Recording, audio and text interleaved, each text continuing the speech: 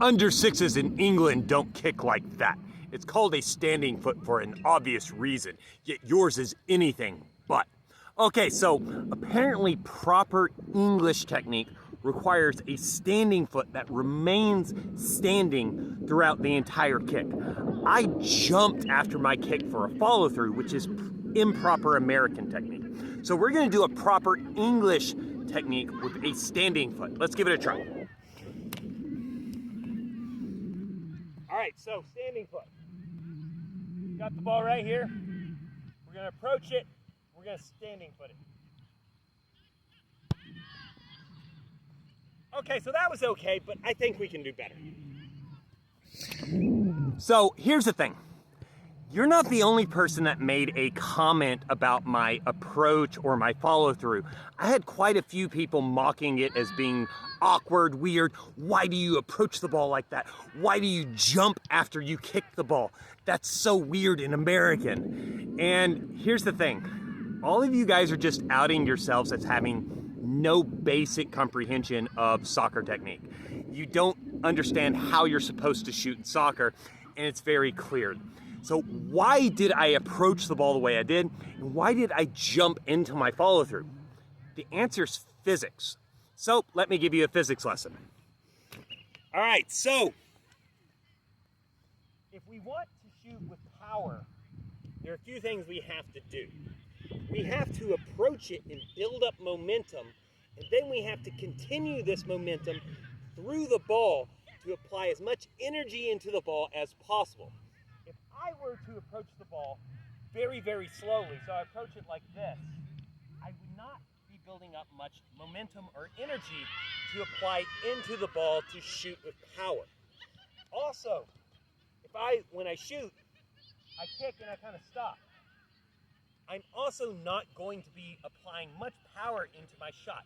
It follows a similar principle to breaking boards in karate. If my hand is a board and I'm trying to break it, and I punch and I only punch at the hand and I stop at the hand, I'm not gonna break the board, but I might hurt my hand a little bit. But if I try to punch beyond the board, it's going to shatter the board and make it very easy to break. The same principle is true when striking a soccer ball.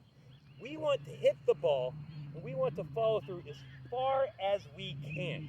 So, when we're shooting with power, there are two things you must absolutely do to get as much power on the ball as possible. First, you need to build up momentum with your approach. And with the penultimate step, before you shoot, you need to jump as hard as you can to plant next to the ball. And the reason you do this is that's how we get all our body's mass behind the ball to shoot. Then after I shoot, I am going to push off the ground as hard as I can to carry my momentum forwards. And this is something a lot of people don't understand. A lot of people think all your power is in your kicking leg. A lot of the power for shooting is actually in your standing leg. And it's because it absorbs the impact of that step, then it pushes into the ground to apply force into the ball as powerfully as possible. And your plant leg, your standing foot, is actually maybe even as or more important for power than your kicking foot is. So I'm going to give a demonstration.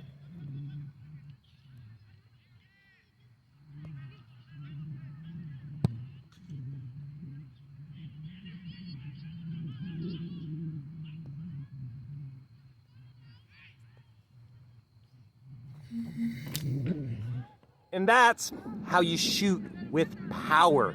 You have to follow through and put all of your body's mass into the shot to kick the ball as hard as you can. And guys, the English need to get a hold of themselves. It seems to be that you're the only people that are getting upset that an American is making soccer videos on TikTok. No one else in Europe, for the most part, even other British countries, seem to have a problem with it. You guys, try to get a hold of yourselves. It's kind of weird.